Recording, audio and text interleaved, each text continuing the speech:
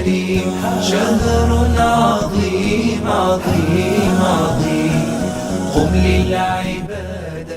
আল্লাহ সুবহানাহু ওয়া তাআলা কিছু ফেরেশতাদের সিলেক্ট করে রেখেছেন যারা পৃথিবীতে এমন বৈঠক খুঁজছেন যেখানে আল্লাহ তাআলার জিকির করা হচ্ছে।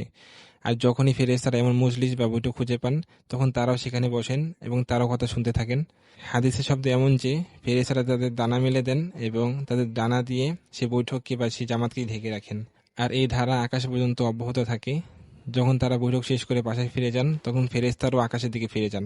তখন আল্লাহ সুবহানাহু ওয়া তাআলা তাদেরকে জিজ্ঞেস করেন, অথচ আল্লাহ তাআলা খুব ভালো করে জানেন তারা কোথা থেকে এসেছে।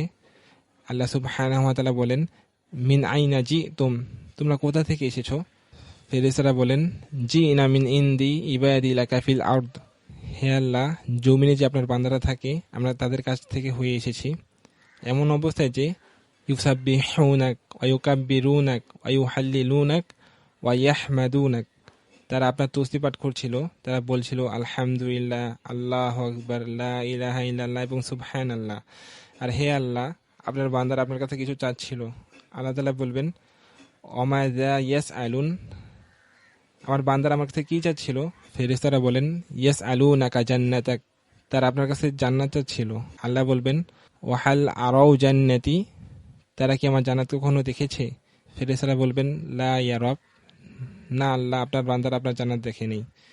আল্লাহ বলবেন, ফাকাইফা লাউ ওয়ারাউ জান্নাতি, আমার বান্দারা যদি আমার জান্নাত দেখতো তাহলে তাদের কেমন অবস্থা হতো?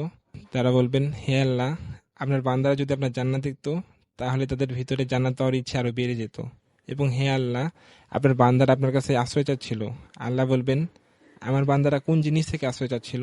তারা বলবেন, ক্বালু ইয়া নারিক, ইয়া আল্লাহ, আপনার বান্দারা আপনার বানানো জাহান্নাম থেকে আপনার কাছে আশ্রয় চাচ্ছিল ইয়া রব। আল্লাহ তাআলা বলবেন, আমার বান্দারা কি আমার জাহান্নাম দেখেছে? ফেরেশতা বলবেন, না আল্লাহ, আপনার বান্দারা আপনার জাহান্নাম দেখেনি। আল্লাহ তাআলা বলবেন, ফাকাইফা লাউ ওয়ারাউ নার, আমার বান্দারা যদি আমার জাহান্নাম দেখতো তাহলে তাদের অবস্থা কেমন হতো? তারা বলবেন, হে আল্লাহ, আপনার বান্দারা যদি আপনার জাহান্নাম দেখতো তাহলে তারা ওটা থেকে আরো বেশি দূরে যাওয়ার চেষ্টা করত। আর হে আল্লাহ, তারা আপনার কাছে মাপ চাচ্ছিল যে আপনি যেন তাদের গুনাহসমূহ মাফ করে দেন। তখন আল্লাহ সুবহানাহু ওয়া তাআলা বলবেন, হে আমার ফেরেশতারা, তোমরা সাক্ষী থাকো যে আমি তাদেরকে মাফ করে দিয়েছি এবং তারা যা চাচ্ছিল আমি তাদেরকে তা দিয়ে দিয়েছি।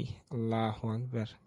তখন ফেরেশতারা প্রশ্ন করলো, হে আল্লাহ, সেই মজলিসে এমন এক লোক এসেছিল যে কিনা র্যান্ডমলি হঠাৎ করে এসেছিল, সে জানতো না যে সে এখানে কি হচ্ছে, তো সেই লোকটিরও কি গুনাহ মাফ করে দেওয়া হবে?